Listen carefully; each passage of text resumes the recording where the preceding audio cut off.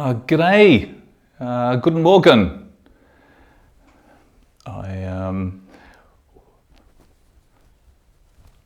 I wish I could be there in person.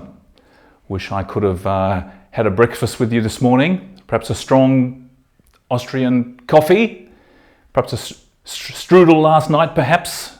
Wish I could see those beautiful mountains of Salzburg. But I'm so grateful that I have a chance to be with you in this other way. And I'm really looking forward to just sharing this 30 minutes with you. But before I begin, I want to make some thank yous. I want to particularly say danke to the Congress team. Bravo, team! Not only for all the organizing work behind the scenes to make this Congress possible, but also particularly for your vision and commitment for this particular meeting. I so appreciate your naming of the crises that we are currently facing, whether in your part of the world or in my part of the world, and the ways you describe these and your commitment to bring together philosophies and narrative therapy to try to think how we can possibly use this dialogue to respond to these crises. I really treasure and respect that challenge. And it's challenged me to think, my goodness, how will I try to respond to this invitation? And I've really appreciated the opportunity to do so. Before I begin, I'd also like to thank the translators. So thank you very, very much, because my German is non-existent. I've just said my full German quota of Danke and Guten Morgen. So that's it. So thank you, translators. And I'd also like to make one other acknowledgement, and that is to Rudi Kronbichler, because I believe we may not be meeting in the same way if not for Rudi's contributions and his many visits here to meet Michael White and others. So I just wanted to mention that too. When I look at the conference program, there were so many different events and workshops that I would have loved to attend. I was drawn also to some of the extra activities, including the city walk that, in relation to following the footsteps of Salzburg women. That sounded fantastic, and it reminded me also of a walking history journey that is set here in Adelaide. I'm here on Kaurna land, Aboriginal land, and Auntie Barbara Wingard, who perhaps is having a chat with Rudi right now, she passed away just 2 weeks ago, and before she retired, she wanted to create this walking history journey that would acknowledge Aboriginal histories. I'm incredibly interested how narrative practices can also work alongside historians and unearth particular histories in ways that make us stronger. So, what a great topic. What a fantastic question to think, how could a dialogue between philosophies and narrative therapy assist us in dealing with contemporary crisis? Organising team, you made me question, what philosophies am I in dialogue with? It's a very interesting question. Which philosophies, which political philosophies are influencing me? Sometimes I feel it's not so much a dialogue with these philosophies, but that these philosophies are asking me questions or challenging me or saying I'm not doing enough. I realise there are four political philosophies that are really shaping my work. And thanks to the organising team, I'm just going to mention them and then share some practice stories that have been made possible because of this dialogue with particular philosophies. So I reckon there are 4. You just saw that map of Australia, which represented the hundreds of different First Nations on this land. And Indigenous philosophies are a constant dialogue here. They are constantly asking me, as a settler, questions. And Kiwi Tamasisi, Taimalie Utu Kiwi Tamasisi, I know some of you know her, wonderful Samoan woman from the Just Therapy team. She has implored family therapists for some decades now that colonisation is not over. Far from being over, it continues, and in some ways the most powerful ways that it continues is through psychology, through our professions, through social work, through counselling, through psychology understandings, is, she says, one of the most powerful forms of contemporary colonisation. Now, if that's true, it's a very, very powerful challenge. How do we in this field respond? The second political philosophy that challenges in dialogue consistently is from feminist philosophers and feminist practitioners, particularly lesbian feminist psychologists, Celia Kitzinger and Rachel Perkins, who wrote this fantastic book, Changing Our Minds. They named how therapy, psychologies, individualized social problems make the political personal and actually get in the way of social movements, actually undermine social movements. So they too, when in dialogue with them, and I think their work is wonderful, but challenging, it raises many, many questions. Then there is the philosophical orientation that has shaped narrative therapy. Michael White's embrace and incredibly skilled engagement with Michel Foucault's writings, philosophies, and these have been carried forth by other Foucauldian scholars, many represented in this recent book, Routledge International Handbook of Global Therapeutic Cultures, where they are philosophically critiquing the psychologization of society and how it is a form of therapeutic governance. Again, it's not these easy dialogues. I mean, the organising team didn't just make it easy for us. These are challenging philosophical dialogues. And the last one is from Paulo Freire, a Brazilian educator, but also philosopher. And he had 2 questions, difficult questions, that he asked himself.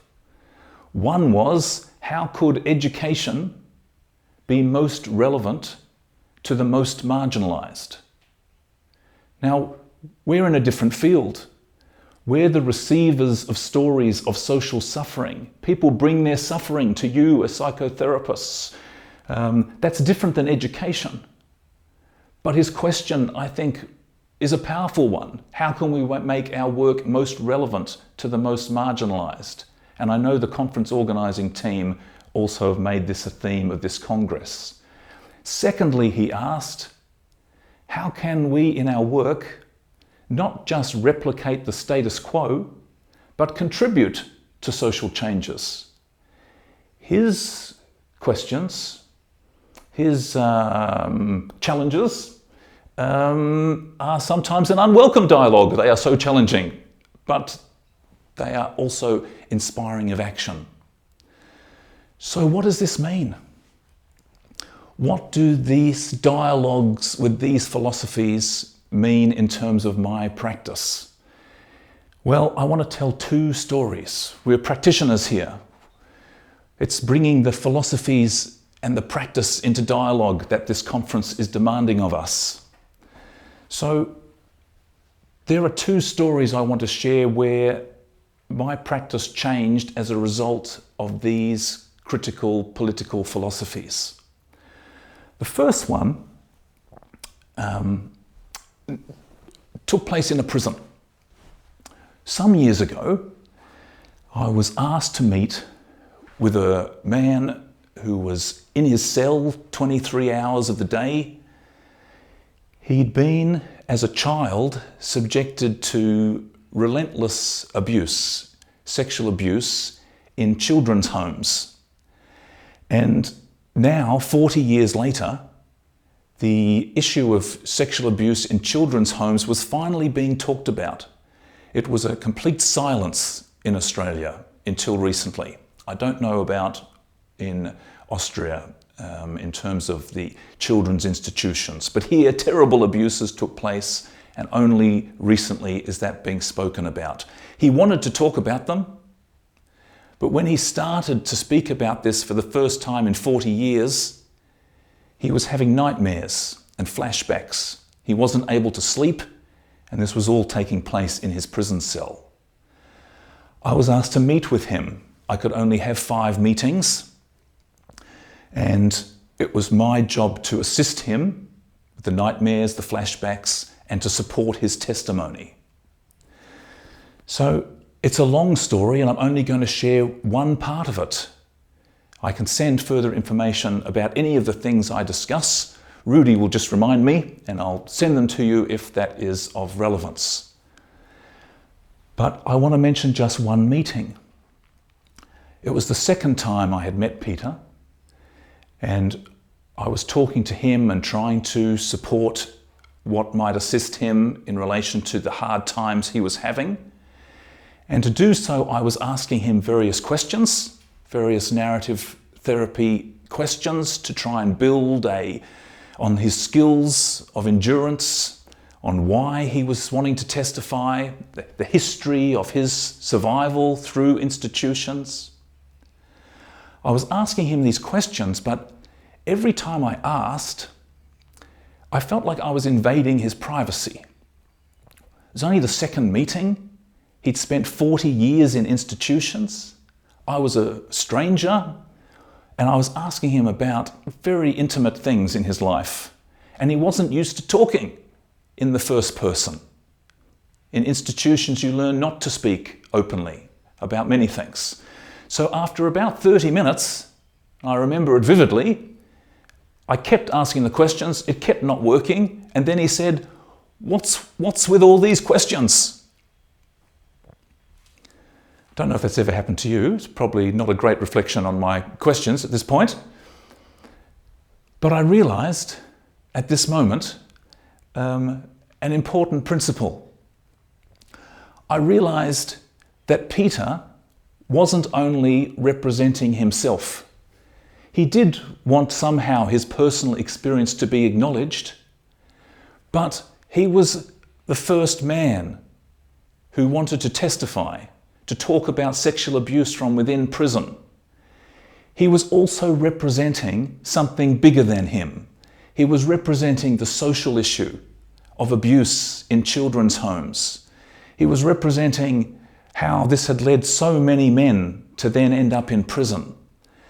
And so I realized I didn't just have to ask him about his personal experience. I could take a different tact.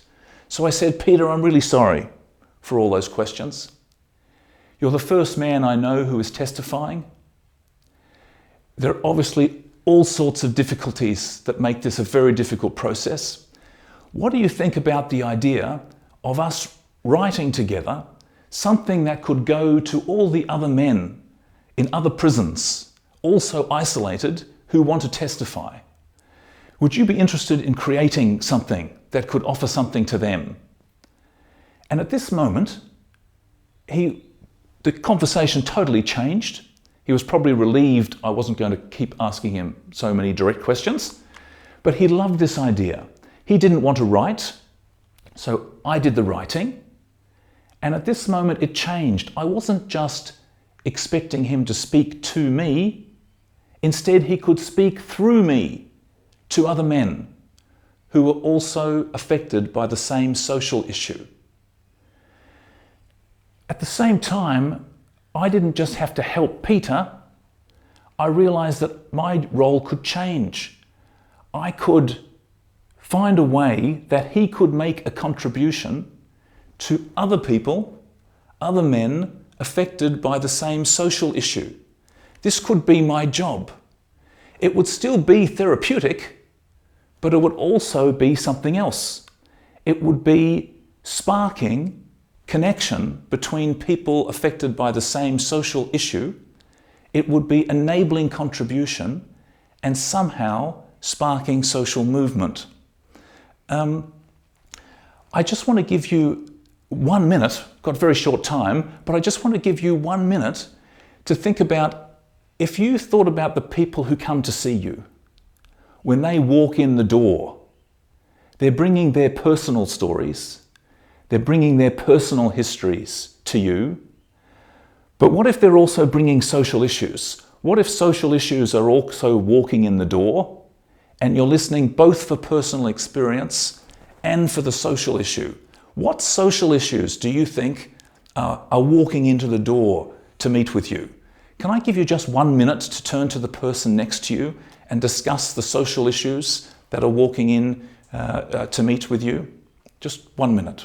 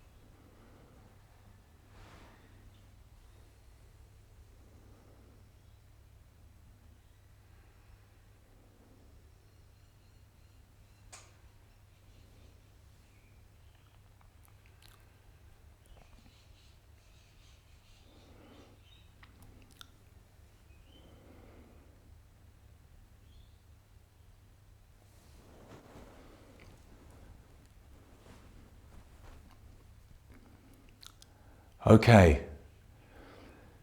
I'm sorry, I wish I could give you more time, and I wish I could also hear about what sort of social issues you are receiving in your counselling rooms. When I was sitting with Peter and we decided that we would create this letter, I could still ask questions. Actually, my questions then were experienced very differently. So I could say, well, what do you want to say to the other men who might be wanting to testify? Why do you want to say that? What are the hardest things, you reckon? How have you been negotiating this? All the questions I wanted to ask before, that would feel like an invasion of privacy, suddenly I could ask them and they were directed outwards. And Peter could not only answer, he was eloquent. In fact, he started talking about how this process can enable him to have a different relationship with his own life, with his own history. I can send you the letter, if you like. This process was therapeutic. When this letter went out, I could then bring responses back to him. We also wrote a song to his words that made contributions to others. This enabling contribution is therapeutic, but it's also a chance to join people around particular social issues. In narrative practice, there's a long tradition of talking about identity projects. Jill Friedman, who I know is there, can't see you, Jill, but hi anyway, speaks eloquently about identity projects. When someone may be taking steps to reclaim their life. Reclaiming my life might be the identity project. And that was true for Peter. This was an identity project. It also became a social project. These can be joined. Don't have to be separate. And I think there's a long history in narrative therapy about this too. Kelsey Semischek has just finished her PhD in relation to Michael White's archive. And in it, she found some great examples of when someone was undertaking an identity project, Michael would ask, who else could join you in this project? Who else could take some responsibility for these reclamations? Anyway, it's an issue I'd love to think more, perhaps with any of you who are interested.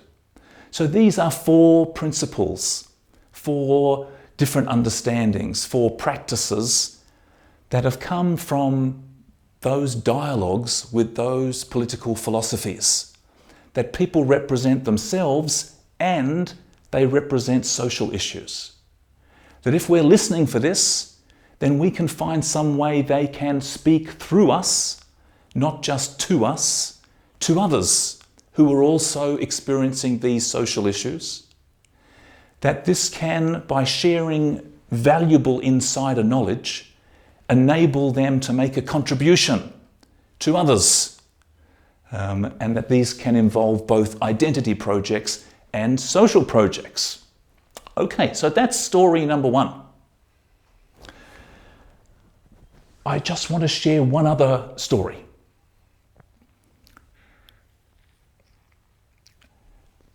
Because of a history of friendships and collaborations, I was asked to meet with a group of young Muslim women. I treasured this invitation, invitations into different worlds. These young women were facing Islamophobia here in Adelaide. In the last decade, 2 decades, young Muslim women in Australia have faced a lot of hostility when they wear the hijab. When I met with these young women, they described that what they were trying to do was not to take people's hate into their hearts. That was their words. My job was to write down some of these words. And they said that they needed to not take this into their hearts, otherwise they would think people were hating them every minute and they would take it out on their friends and loved ones. We together created a collective document of their words, their stories, their ways of not taking hate into people's hearts, and they wanted then to share this. I was meeting the next week with a group of young LGBTQ folks, young queer folks, and I thought, actually, they also have to try not to take people's hate into their hearts. So with permission, I shared this letter, I just read it out to them, from the young Muslim women. And it resonated very powerfully. And one young Jewish boy, young man, who'd been bashed on a train recently, he told the most powerful story back to the young Muslim women. And I then relayed this to them. They shared a message back. It was what I call an unexpected solidarity. And that's why I'm sharing this story. It was because of how the problem was named that it made possible an unexpected solidarity. Trying not to take people's hate into our hearts meant it was possible for others to join around this theme. So that's the 5th principle that I just wanted to mention. Care around how we name problems. So far I've shared 4 philosophies that are in dialogue with me, whether I want it or not, for some reason. I'm grappling with them. I've shared 2 stories of practice that I've tried to represent these principles. I just want to come back to one other challenge from Paulo Freire. When he said, how can we try to find ways that our work is most relevant to the most marginalized? This is a very significant challenge to me personally, and I struggle with it, but it has led to generativity. In one way, it's led to cross-cultural partnerships, to think what methodologies can we create that can be used not just by professionals. How can we as professionals assist community members to facilitate their own psychotherapeutic, healing, transformative conversations? What scaffolding could we provide? And how could this be done in ways that's resonant with diverse cultures? So these cross-cultural partnerships have led to the Tree of Life narrative approach, which I know some of you are using and presenting on, with Ngazela Nkube Malilo. I'm sure would be delighted to hear about any of the ways that you are putting this into work in your contexts. Other people in different contexts haven't related to the tree so much, but Tamil colleagues said, what about the kite? And so have Palestinian colleagues. The kite represented to them freedom, having to flee for your life.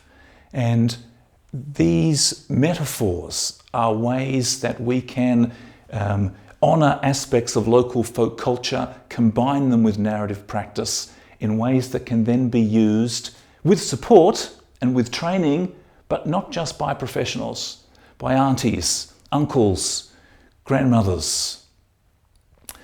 Then there's the Team of Life, originally initiated in response to the experience of young people in northern Uganda, but now used in diverse contexts, thinking about our life as a team.